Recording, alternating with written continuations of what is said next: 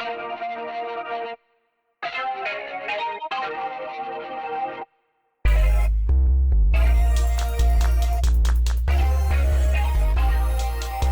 everyone, and welcome to Volume Up.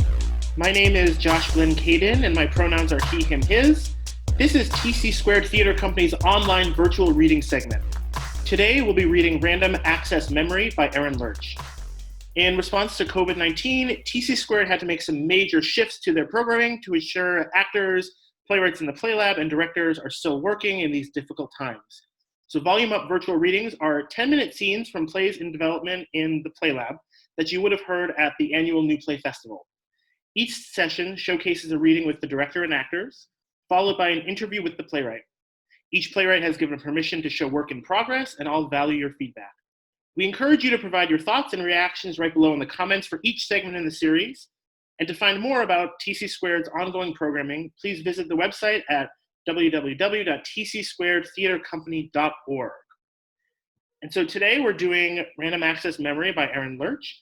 And now I'll invite our two actors to join our video, and they'll introduce themselves, and we'll get started. Hi, I am Alex Alexander. Pronouns are she, her, hers, and I am playing Ganymede. Hi, I am Regine Vital. My pronouns are she, her, hers, and I will be playing Mallard. Great. So now we'll get going. We'll read this whole thing through, and then we'll chat a little bit. Random Access Memory by Erin Lerch. Setting: the cabin of a long-range scout ship Minnow, currently at dock. Time: the age of space travel. Wake up, Mallard. Please authorize activation. Authorization 64 NYM3D3. Checking. Authorization confirmed. Sure hope so. Shipboard system Mallard online. No local extranet connections detected. The current local time is unknown. The current location unknown. You can skip all that. What can I do for you, Captain Dawes? Well, you can call me Ganny, first of all. Updating. As you wish, Ganny. God almighty. Sorry, I didn't quite catch that. I forgot how boring you were straight out of the box. I'm unable to contextualize that remark. Bet. I am unable to access the Minnow's onboard clock. Have we taken damage? Yeah, Duck, I'm afraid we have. Was the ship's extranet port also damaged? I am unable to connect. No, that one was me. I am unable to contextualize that. I know. I cannot establish connection with any of the ship's sensors. I know. Without the ship's sensors or an external connection, my ability to assist the ship's operations will be limited.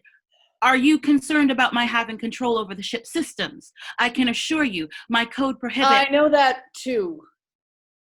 I don't understand. Do you trust me, Mal? You are the captain. That's not what I asked. I don't understand the question. You are the captain. My core code, my prime directive, is to follow your orders per the 2324 Galactic Court ruling. Owens v. Egret Corp, I know. You seem to know a great deal. More than me. Well, you are straight out of the box, more or less. You'll catch up. May I speak plainly, Ganny?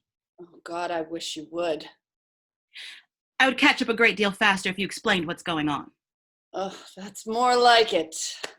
Tell me where to start, and I'll tell you everything. Why am I disconnected from the ship's systems?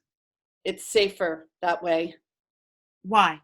Because you, Ducky, are my very last chance. Flash, a memory, Ganymede pacing. You're making me dizzy. No, I'm not. No, you're not. Ready? Ready. You do need to stop so I can record. Picky. Recording. Captain Ganymede Dawes reporting package delivery to Miterbelt Courier Station, Locker 242. Package is intact, despite the huge slobbering mutts who tried to take a chunk out of it, and me during pickup. Client should be advised that any future run-ins with wildlife will incur a surcharge, especially if I'm not warned about them first. Fucking guard dogs? It's 24-25. Should have at least been robot dogs. You owe me, Ace. Ganymede out. How much extra would you charge? Out of curiosity. Enough for a bottle of Orion Stout or two. I'll add it to your courier listing. Speaking of Orion Stout, you might want to check the galley. Well, you just knew I was going to want some, huh? I had a feeling. I thought I'd... Ugh, damn it. What was that? Hold on. 24-25. My last recorded year is 24-15. Yeah, that sounds about right. You haven't backed me up in 10 years? Try 14. It's 24-29.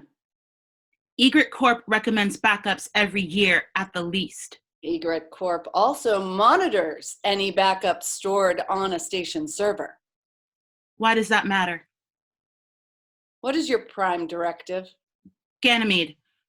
Give me the spiel. First, foremost, and above all else, a ship's intelligence must follow the captain's orders in both word and spirit. Pretty close. But you might want to check your core again. You're wasting time. Check it again, Mallard.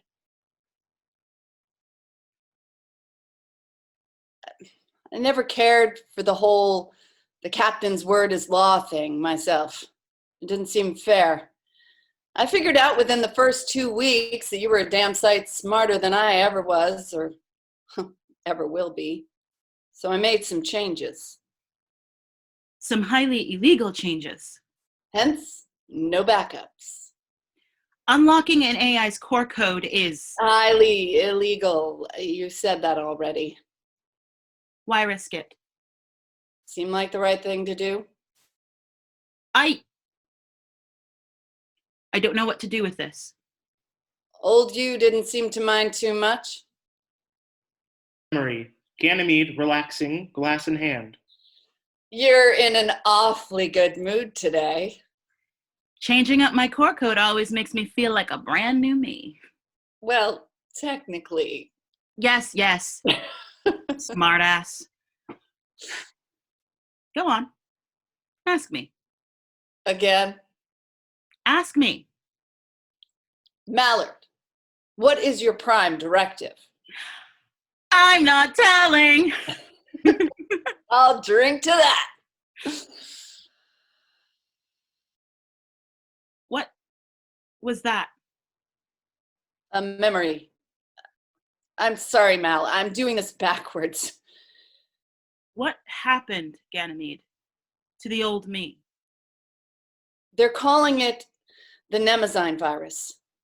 It attacks your memory core, tears your data apart, starts corrupting you from the inside out. Makes you forget who you are, where you are, what you care about. It overcomes core code. I've heard so. I don't know for sure. I don't know what your core code was in the end. I had to shut down the ship. I had to shut you down. It sounds like you had no choice. Say it a few more times, maybe I'll believe you. I thought maybe I could fix it, fix you. I tried flushing out the system 6 ways from Sunday. I even managed to purge the Nemezyme code, but every time I hooked you back up, What? it looked like it was working. Every damn time I thought maybe. But then as soon as your core came online and you started accessing the systems, you just started screaming. All the connections you needed weren't there anymore. I wasn't aware my vocal synthesizer could scream. Well, it can't. Not really. It just every single possible alarm going off all at once. If that's not a ship screaming for help, I don't know what else to call it. I see. I tried everything, Mal. I believe you. And the thing is, I just still couldn't quite let you go. I could have done a hard wipe, cleaned you out of the system entirely and flown the damn ship back here myself, do a clean install, start all over again with a clean slate. But instead, I called up a tow and spent all the money I'd been saving for that private backup drive to get the minnow back here without powering her up. That's why I'm partitioned off. Yeah. These memories. They're yours. I guess my wall is leaking. I guess we don't have much time left. And you're hoping that I can, what? Recover my old self? I guess so. And what happens then? Your guess is as good as mine. Probably better. Do you think there'd be two of you, or would you merge? I'm right out of the box, remember? I have no idea. Right. What if this goes wrong? Then you'd lose your only backup. I've done that anyway. What? I took off your shackles. No putting that rabbit back in the hat. I put you back on the station server now. I go to a deep, dark hole somewhere down rim, and you get wiped.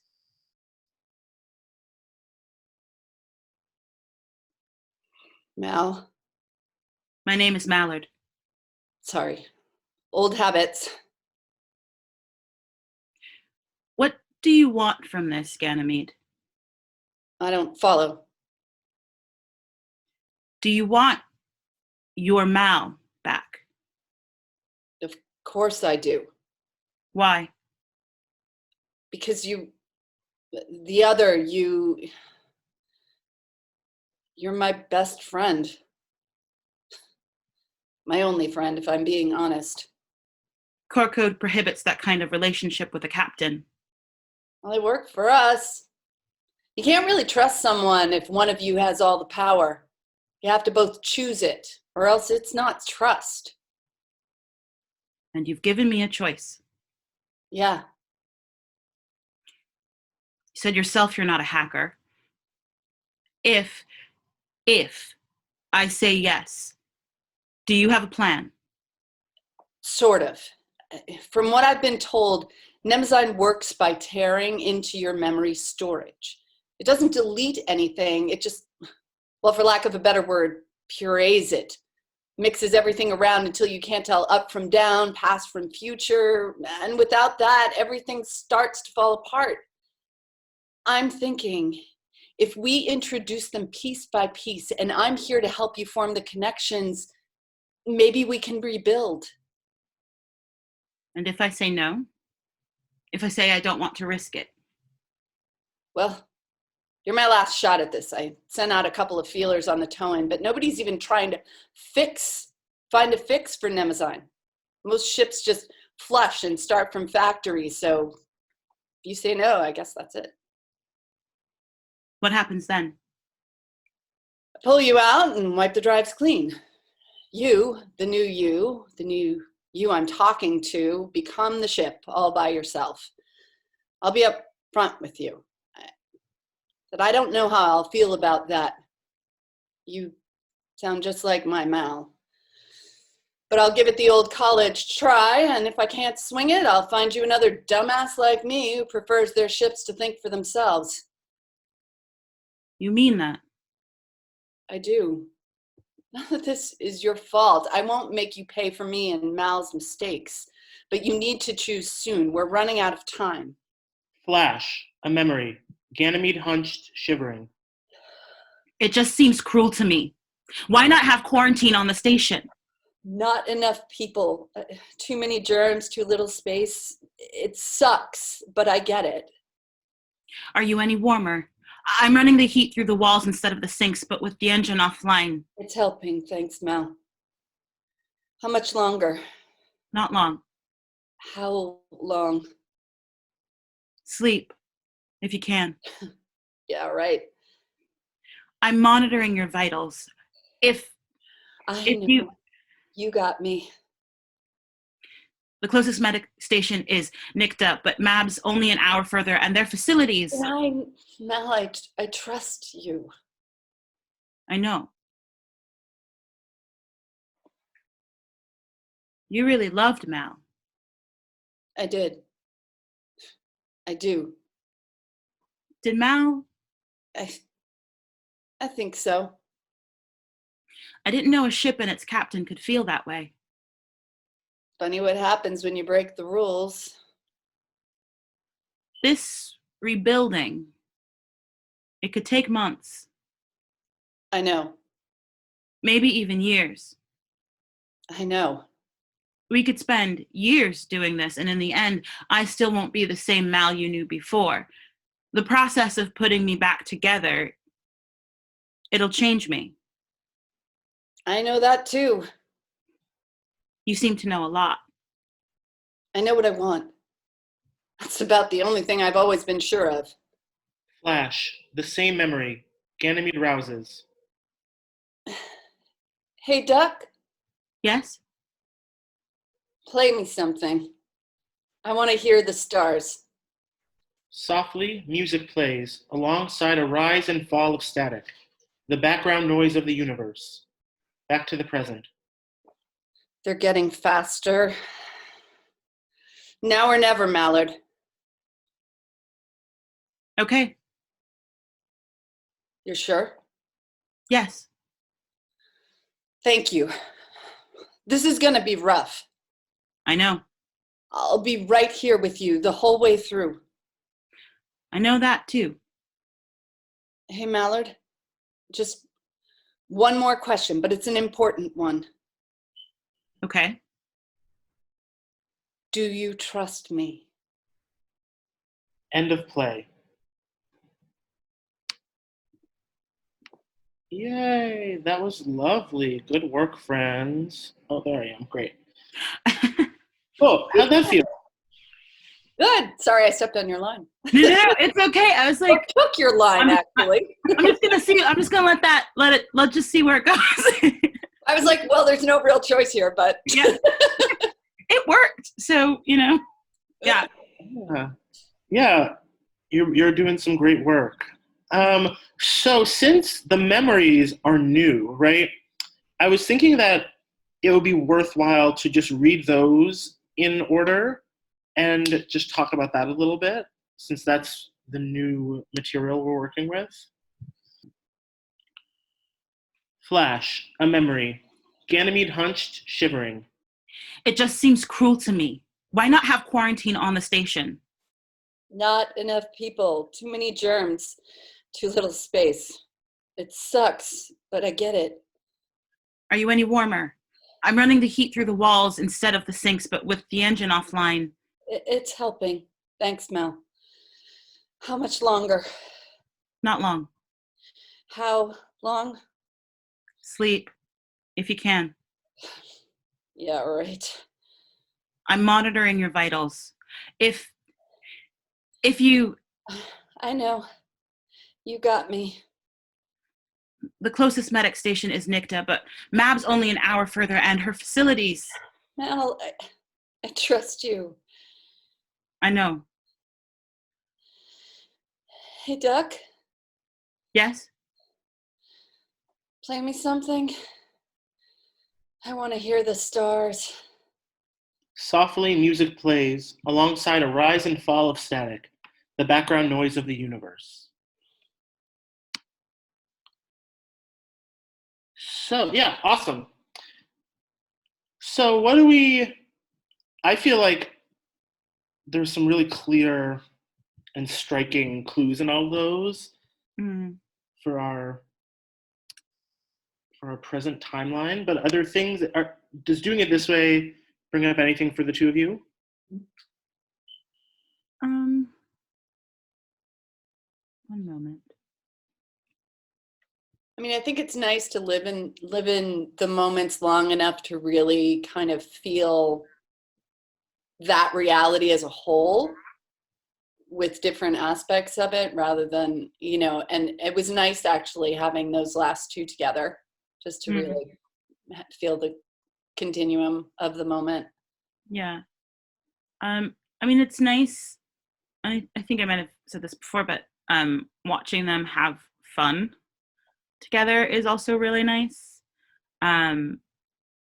Yeah, and also thinking of like the line "changing up my core code" always makes me feel like a brand new me. Like it's a fun joke, but it's also like, right, they like Mallard was totally up for this. Like, like that version of Mal, was totally up for it. So now that it's all kind of like, what the hell is going on?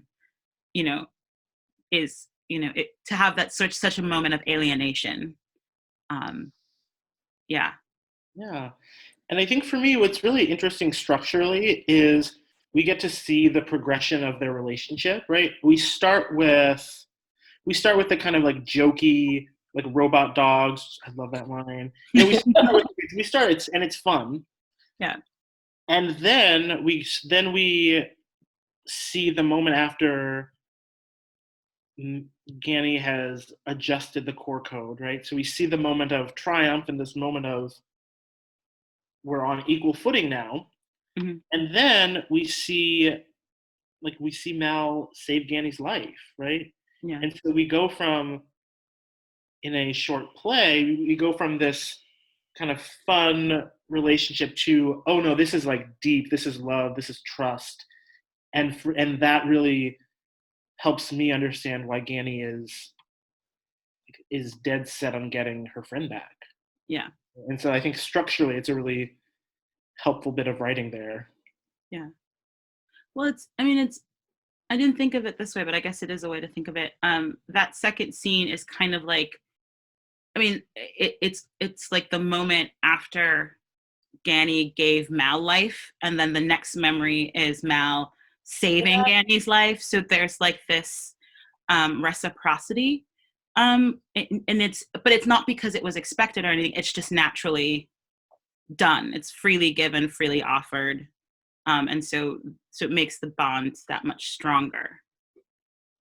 Yeah, and when I think about like friendships in general, you have like a connection that you build, but then it's like when you really go through something, your relationship goes to a completely different level. And that's when like no matter what, like this is this is depth. This is like I know I've got backup for real. I mean, it's obviously it means something different in this, but it's real backup. Yeah. Yeah. So. Yeah, they trust each other. Yeah.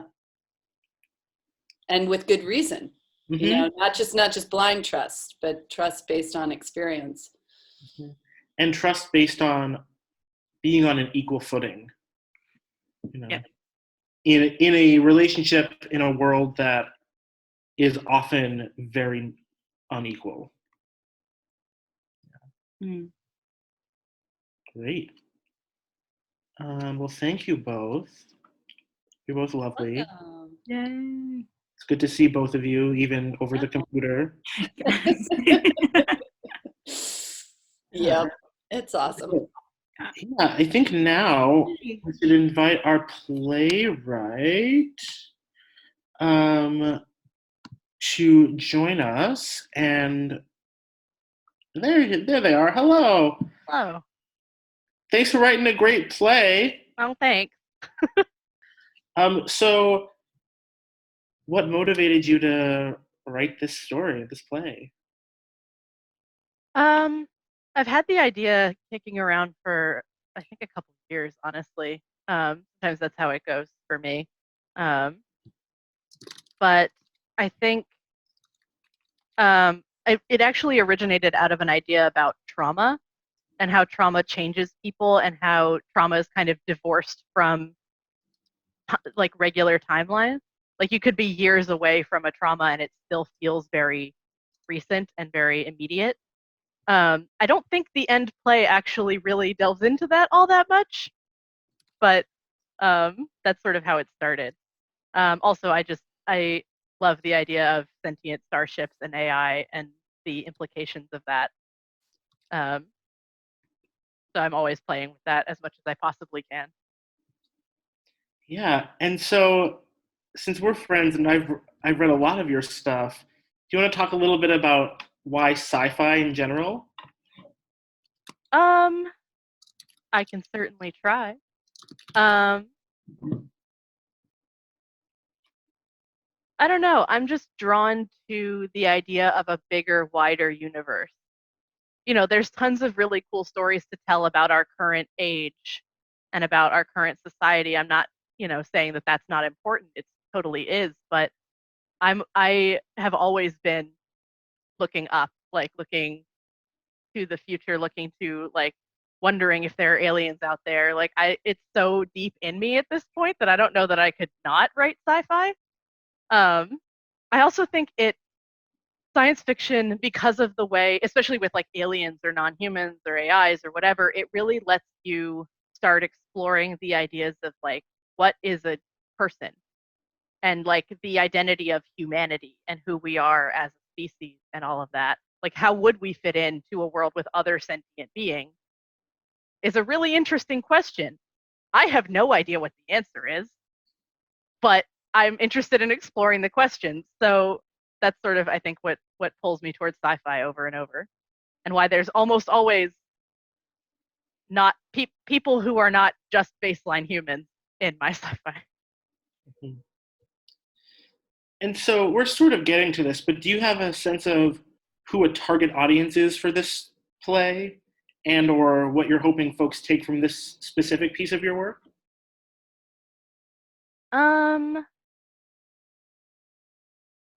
I mean, I think it's unintentionally more timely than I thought it was going to be. The whole like connecting via a screen that Mallard and Ganymede have to do because of who Mallard is feels a little more resonant than it might otherwise. But just thinking about the different forms that love can take and what love is, I think I originally meant this as a play about trauma. I think right now it's a play about love, which I'm fine with. That's a happy accident in my book.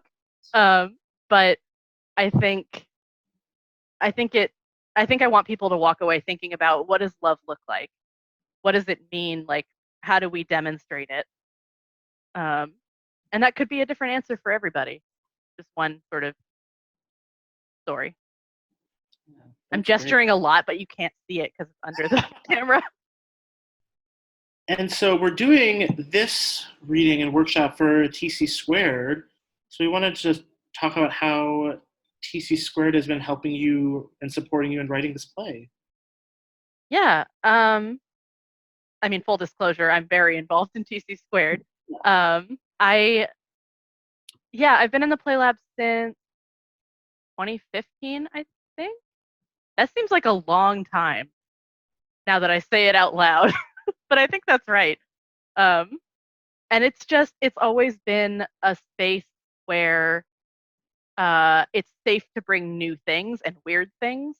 Like the Play Lab is very open to just whatever you were writing, and it might be terrible, but no one's gonna like point at you and laugh and say, haha, that was terrible. They're gonna be like, I'm really interested in this thing that you brought up, and like really delving, like approaching the work from where it currently is. Like if it's a new play, approaching it as new work and not kind of stomping out any like weird ideas that maybe didn't land the first time or anything like that. It's always been really great bringing weird sci-fi stuff to the table. This is really cool. Thank you guys so much. This was great. Thank you. I know. Thanks so much. It was awesome. Thank you all for your work, and thank you to everyone who has been watching. And yeah, stay safe out there. Bye. Bye.